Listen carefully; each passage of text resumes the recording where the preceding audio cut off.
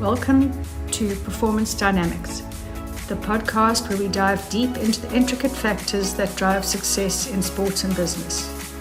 Join your hosts, Gareth Ewing and Joe Mountford, as we explore the mental strengths, mindset skills, and psychological dynamics that can elevate performance. In each episode, we'll interview leading professionals from various fields, drawing from their insights and experiences to uncover what truly helps and hinders success. In this episode of Staying the Course, we build on our conversation from episode 1 about the intense build-up and pressures leading up to a major event like the World Cup, the Olympics, or significant business milestones. Join us as we delve into the unique challenges of performing on the world stage, where the excitement of being surrounded by childhood role models and stars can quickly become a distraction. We discuss strategies to maintain focus and motivation amidst the pressures of high expectations and the awe-inspiring atmosphere. How can you stay on task when your dreams are within reach, but the allure of fame and recognition threatens to sidetrack you? Tune in as we explore practical tips and mindset shifts to ensure you remain committed to your goals, even as you share the spotlight with those you've always admired. After all, this is what you've been working for so hard over the past 4 years. Please support the podcast by subscribing and sharing with friends and family. It would be great if you can leave a 5-star review. Join our community so together we can support and improve each other's lives. Welcome back, Gareth, and it's so lovely to chat to you again. I wanted to chat about, as you know, we watched the Olympic opening ceremony, which is incredible for us as spectators, and all the athletes look so happy, and it all looks incredible, and I'm sure it is. But I would also imagine, talking about performance anxiety, how overwhelming it could be when you notice people that are better than you or have got more medals or etc., just, you know, who you've never met before, and it may have been your role model, whatever the case may be, how that might distract you or take you off course. And yeah. I think it's something that happens at these big global events, even if it's a World Cup, because you end up being, if you're not in the same, you're in the same village, but you might be in the same hotel if it's a different event, and you see them every day. You see them at breakfast, and what can happen is you start to compare, and you start to idolize, and you start to wonder what they're up to. And of course, there's obviously all these other sensory distractions. You've got unlimited food. You've got this huge village that you're suddenly in if it's a multi-sport event. And when you should be resting, you're out walking and exploring, and suddenly you've put 20,000 steps onto your legs. And you know, the cumulative effect of that can be very damaging. So it's about the discipline around that stuff, and how do you appreciate and enjoy an experience without it taking over? Because at the end of the day, you're there for a very short window of competition. And I agree, like this, you know, you see these athletes, you know who they are, you might have looked up to them, you might be competing against them tomorrow. And, you know, how do you dance around each other? And it's a really interesting situation to find yourself in. And the other distraction would be social media. It's such an exciting moment, and all these people, and then you wanting to post, etc. So what I'm saying is your mindset is distracted. And I think when you used the word there, discipline, and one of the athletes that I work with, she had time limits for her phone, so she wouldn't be on her phone for certain times, which was very good, and she declined interviews. So she didn't want to be distracted by interviews and things like that, which that's her own decision at the end of the day. But I think those are things that you need to prepare for before these events, that you can't prepare for everything. But things like, if it's the aquatic center, if it's being able to visualize these things before you get there, so that you minimize the distractions and the surprises and the overwhelm to the best of your abilities. But having some structures in place, like phone time, and playlists that'll help you stay calm, and routines and safe people that you can communicate with who don't trigger your anxiety, and having all those things in place so that you can stay on task. Yeah, I like that a lot, Joe. And for me, it's about what boundaries are you putting in place. So we're still going back 6-7 weeks at least, into our preparation before we've got there. What are we allowing? What are we not allowing? If you want to cut out a media interview, perfect. If it's part of your obligation, and I do believe that athletes have an obligation to speak to their public, then when will you allow yourself to go for those interviews, and then will you shut yourself out from it? What is your social media like? The idea of phone time. We know that phones and digital devices by and large are poisonous for performance, and knowing how much we can tolerate and when it stops becoming a tool and starts becoming something else. So yeah, and then again, it's in the village. It's what do you do? It's at the event. How closely can you replicate when you go to training? Are you going to walk through the same gates? Are you going to catch the bus at the appropriate times? Are you going to get used to these things so that as little of it as possible is a surprise? When you go to an event and you're practicing, actually, they're usually still setting up. They're practicing the AV stuff. They're practicing their routines, their schedules as well, the organizers. So, you're actually part of the process for them too sometimes, and giving yourself that, again, what can you control? What are you just soaking in terms of experience, and knowing that you're going to make mistakes as well. Yeah. And making the mistakes early, not once competition starts. And letting it go as quickly as you can. So let's wrap it up there, Gareth, for our first episode. And we will be talking about performance and post-performance. And we look forward to you tuning in for our second episode.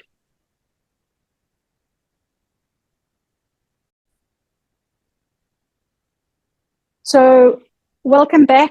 And this is our episode 2 of performing at big events like the Olympics.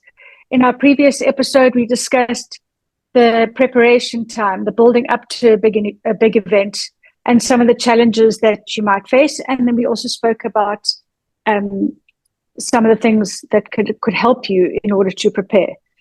So in this episode, we are going to discuss during competition, some of the things that could become overwhelming during competition, the pressures that one might face during competition, like increased visibility. So for some first timers, it'll be the first time they're on the world stage, and that could be overwhelming, and it could distract them, and it also could be setting themselves up for scrutiny, individuals and teams, where suddenly there's a whole lot of feedback that might not feel so good. What do you think? What do you think about that, Gareth? Yeah, it's interesting, Joe, because it doesn't matter how much you prepare, and you can lay down so many routines, and you can lay so many rituals, and you can get your what ifs and your plans A, B, C, D, E, and rehearsed and go through your scenarios like we spoke about last time, is that still is nothing quite the same as game day. And the only thing that helps you with that is doing it over and over and over again. So it's that building up of experience. It's understanding that there are certain things you're on top of, there's certain things you can control, but there are other things you'll never be in control of. That's obviously the officials, the weather, the facilities.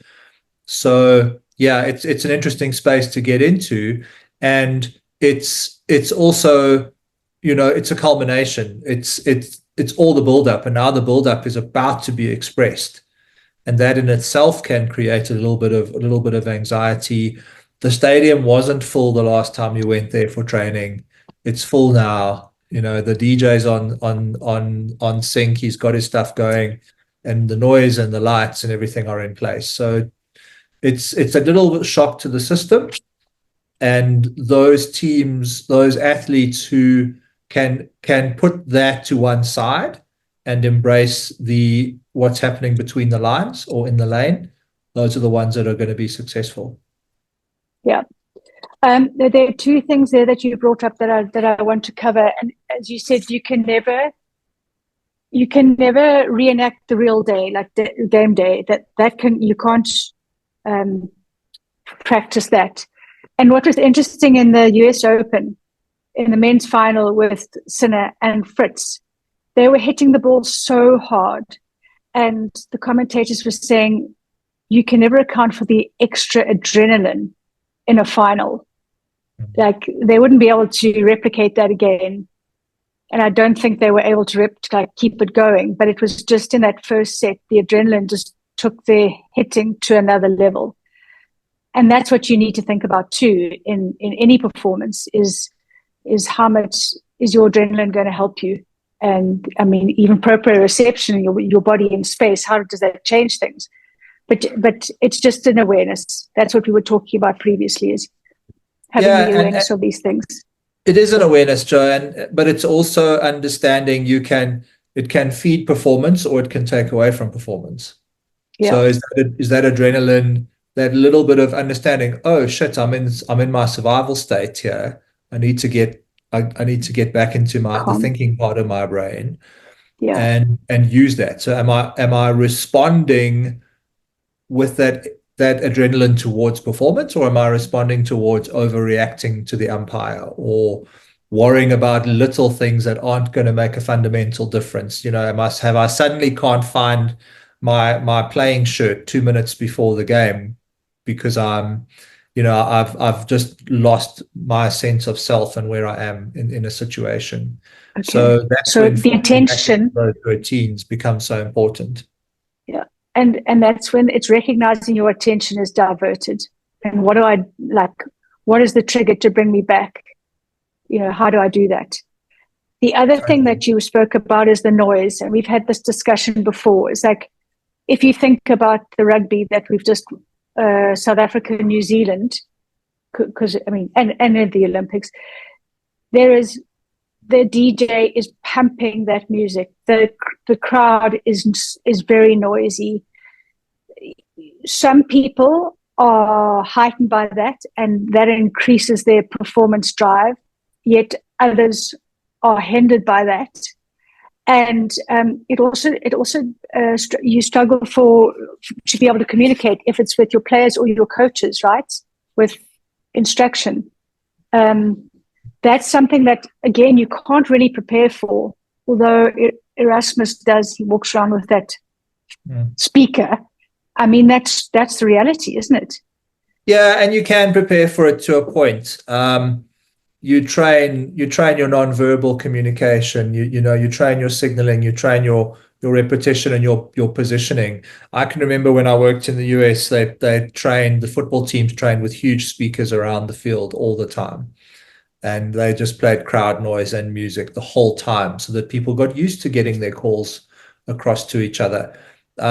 So yeah, you can train it, but it's still a little bit different. But again, if your conditioning for that noise is there, if your communication in terms of not just verbal are in place, it can make things a little bit easier. I've seen a conditioning coach from India, where they're used to playing in front of these incredibly noisy crowds, doing his communication with a whistle.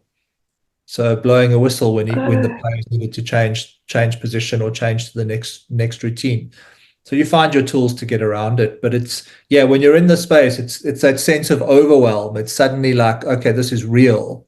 And that distraction is what separates those who are successful on day one, when they're still getting used to it, versus those who are struggling with it. And I hope that, again, it comes with exposure, but I think it's finding the right tools to get yourself into a position where it's not such a distraction and it can actually feed your energy. Yep. And Gareth, that's the work you and I do. It's helping individuals to develop the awareness, to develop the mindset, to develop the mental strength, so that in those big moments they are not overwhelmed. And if they are overwhelmed, it's recognizing they're overwhelmed and being able to bring them back into the moment. Let's talk about, so it's game day, and this is the game that you can definitely win, because the other games are going to be a bit more challenging, and then you lose. So there's disappointment and frustration, and it's how quickly are you able to, like, as a coach, how much time would you give them to be just disappointed? Because it's a real emotion and it's appropriate. Like, how much time? Because, like, with me, with my divers, I give them a time frame of how long they can be angry for or disappointed for, and then they need to shift to get back on task and get, back with a strategy. Is that something that, as a coach, you allow them the time, or do you just leave it, or like what would you do? Yeah, there are I think limits to emotional outbursts and emotional processing, but everybody does need time, and those emotions actually can be processed quite a lot quicker than we all think they can if we notice them and if we're aware of how we are feeling. I think, again, boundaries, like we spoke about last time, there's what's allowed and what isn't allowed, and where and how you can express your emotions. And everybody gets whatever it might be. It's up to the team or up to the individual. Is it 5 minutes? It doesn't need to be 5 hours. Get yourself back together, have a reset, draw a line. I think bookending things, this is the start of the warm-up, this is the end of the debrief. That time frame needs to be quite, clear, so that people know when are they on the clock, when are they off the clock. And okay. Part of that is that here's your 5 minutes after a game to go and cool yourself down, get what you need to out of your system, and then we're going to come back together and we're going to have our debrief and our wrap up. And whether that's at the field, probably a quick short one, or at the venue, and then a slightly longer one afterwards, and that could even be the next day. Just again, is it routine? Is it structure? Is it in place? So that there's an expectation. We all like boundaries. We all like to know what we can and can't do, and then use that as part of our process overall. Again, nothing new, nothing unexpected. Yeah. So there's clarity. I was talking to an Australian coach who had a swimmer at the Olympics, and he was a 200-meter swimmer. And it was an 800-meter swimmer, and after 400 meters, he knew his race was done. And he held on to that disappointment for the rest of the Olympics. So what he was expected to do in the rest of the races, he didn't achieve, because he held on to the disappointment of his expectations that he had for the 800. And so, again, our job as coaches is allowing them the emotion, which is appropriate, allowing them the time to be disappointed, but then helping them shift quickly, or first letting that go. You've got to let that disappointment go, because it's unhelpful to carry that cart with you into the next game. It has to be buried, put to bed, and then fresh start. Like, nothing new, nothing, as you said, everything has to be the same. But if you can't carry that into your mindset, because that goes into what I can't do and what we did last time, which is unhelpful. Telling yourself a story about your performance and attaching something to it, and that's acceptable and it's understandable. But yes, you can't take it with you. And I'm always curious, if you look at, again, in dynamic sports where opportunities come and go, ball sports especially, you miss an opportunity and it's gone, it's never coming back. You miss a shot on goal, you miss a tackle. It's getting up, and it's your next action that counts. It's your next response that counts. If you dwell on what happened 10, 15 seconds ago or 10, 15 minutes ago, then you're going to probably miss the next opportunity that comes along. So that reset, that reframe is important. And I think in the short term, it's reset. And in the longer term, it's reframe. Okay, what did I learn from that opportunity? What will I do next time? And remembering that every opportunity is completely unique. There will be things that happen over and over again, but they will never be 100% identical. True story. That's true. Gareth, let's talk about maybe social isolation or feelings of, let's call it loneliness. So you've been with if you're a team, you've been with the team building up approximately 6 weeks to a big competition, which means there's a chance you've been away from your family, your loved ones, your routines, your same, your house, your dogs, your cats, your whatever. And now there's the Olympics or World Cup or whatever it is. And you might have had a disappointment, or you might be sitting on the bench, or there might be just a whole lot of things not really going according to the way you wanted to go. And a highly competitive environment where other teams are succeeding and you're not doing so well. It's a real thing, isn't it? Social isolation, where it's a real thing. Yeah. You know what it is. It's a story you tell yourself before you get there, the plans you put in place before you get there, and then suddenly game one is under the belt, or event one is under the belt.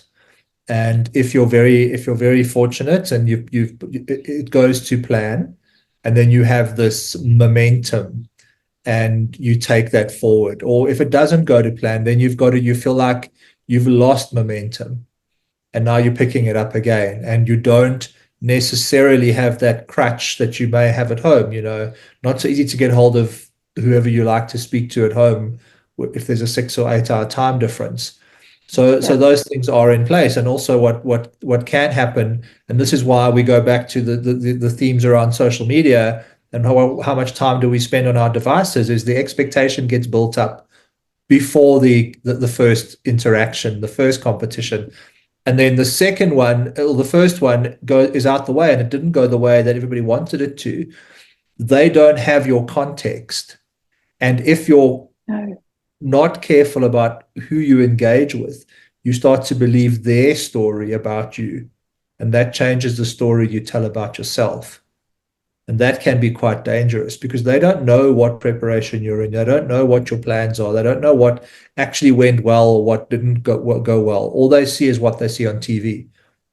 And that's not what really happened in the game. Yeah. And even your experience of the game is not what really happened, because it's objective for you, Exactly. So it's keeping to your truth and keeping to your narrative without being derailed by others. And whose feedback counts? Whose feedback counts? Yeah. That you've got to know before the tournament starts, before the event starts. Is it your coach? Is it your teammate? Is it your family? And is it your internal feedback that counts? I was also thinking about, exactly, your internal feedback. But in a team, there can be a time that you're actually not playing well. For example, say I didn't play well the first game, not playing so well in the second game, but somebody else is like having a lights out tournament, and that could derail you too. Thinking, well, the others are playing so well, and I don't know what's wrong with me. And then it's the negative loop, the negative cycle. So it's like, again, as they say, as us as coaches, it's something that you work with someone to help them get out of that negative loop, because they wouldn't be there if they weren't able. They wouldn't be there if they didn't have the talent. So what is taking them out? What is the thing that is making it not good? And it's often the mind, right? It's the negative self-talk or the negative narrative that is what I can't do rather than what I can do well. And then if you're focusing on somebody else who's having a blinder, you've taken the focus off yourself. Yeah, do you think that happens? Competition is about benchmarking and comparison, but when you're using it to berate yourself, or to talk about your value as a human being or as a teammate, that's when it can become unhealthy. And this goes back again. This is stuff that should be happening long before you get to the event. Is where do people fit in, and understanding, especially in a team sport, everybody's going to do their part, and we're going to have our ups and downs, and that's why we're going to be there to back each other up. If you're in an individual sport, I think that benchmarking against your opponent is often, I think, where it happens, and that's also unhelpful. It's easy for us to say, but it's being deliberate about going, hang on a minute, I need to reframe this. These are the things I can work on. These are the things I need to improve. It doesn't matter how well that person is doing. This is about me. And if I can, the one thing that always strikes me about a multi-sport event is you look at the timed events, race finishes. Let's say, there's eight swimmers, and 6 of them, only 3 can win a medal, but 6 of them have got their PB or a national record, or whatever it might be. It's like their best ever performance, their first final. There are so many different layers of performance, and outsiders will lose track of that. Yes. Insiders will know and understand and respect it. And that's why the insiders can be the ones that are the most important when you are feeling low. Okay. That's brilliant advice. That is brilliant advice, because it's the small victories that keep you moving forward. And the unhelpful is the outside noise, as you say, because they don't know what your goals are. And talking about goals, let's talk about goals in competition. When you say reframe, are you talking about reframing goals you would have to because of the logs, etc. But it's kind of keeping goals similar and yet reframing them, changing them, just to keep you focused on task moving forward. Yeah, two elements to the reframing aspect. The first one is reframing the story you're telling yourself about the performance. It's never as bad as you remember, and it's never as good as you remember. And that's why proper debriefing, proper video analysis, proper time with the coach and your teammates is so important, because it puts everything back into perspective. It helps you to package it, put it to one side, and get ready for the next event. And the other thing about the reframing is, like, yes, you have superstar maximum goal. This is where we're going. And in a competition, you may get knocked out, or it may become mathematical that you get to that. It's okay. What will still make our performances worthwhile? What are the small improvements that we're making? What is our new goal? If we can't get gold medal, are we going for bronze now? Are we going for our highest finish? Are we going for a PB? Knowing those things, even again ahead of time. So we spoke last time, plan A, plan B, plan C. Those goals are also going to be set in terms of, where are we? This is now plan B. What does this mean in terms of our final goal? And is a goal even this event, or is it the next event that we're going to layer on top of this performance? So two aspects for me to that reframing exercise. And it's keeping everybody on board, keeping everybody invested, energy high, and contributing. Intentionally. And you know what, Joe? Competition is a beast. Like, things are in your control, things are outside of your control, and the most important thing that you can control is yourself. How you respond to any given situation, how you want to look back in terms of your values on how you conducted yourself on the day. Did you hit your performance targets? Yes or no? It's only a small part of the whole process. So it's really just an interesting conversation. You could actually, I think, probably talk for days and hours and years. And I'm looking forward to when we can get someone on the show to talk about their own personal experiences in the space. But just over to you to wrap up. And again, thanks for a great chat. Thank you so much, Gareth. It's so awesome to have your invaluable contribution. And our next episode, so episode 3, we will be discussing post-performance. So what one can go through after the huge build-up of a competition, and then what it's like after competition, going home back to life after the competition. So thank you, Gareth, and thank you to the listeners, and we look forward to our next episode. Thanks. You can support our podcast by subscribing and sharing it with friends and family. We would love for you to leave a 5-star rating and review to help us grow our community. Join us in fostering improvement and support for one another's journeys. Don't forget to subscribe to the Beach Joe YouTube channel, as well as our social media channels. So in the transcript, you can connect with both Gareth and myself by clicking on the links below. Thank you for listening, and we look forward to continuing this important conversation in the next episode. The disclaimer is this podcast discusses topics related to mental well-being and personal experiences. The views and opinions expressed by the hosts and guests are personal and may not represent the views of everyone in our community. While we aim to inspire and support, it's essential to remember that individual experiences with mental health in sports can vary significantly. If you or someone you know is facing challenges with mental health, we encourage you to seek professional help. Our discussions aim to inform and educate and should not replace professional advice. We are committed to fostering an open and supportive dialogue. Thank you for joining us on this journey. We hope you find motivation and encouragement in our conversations.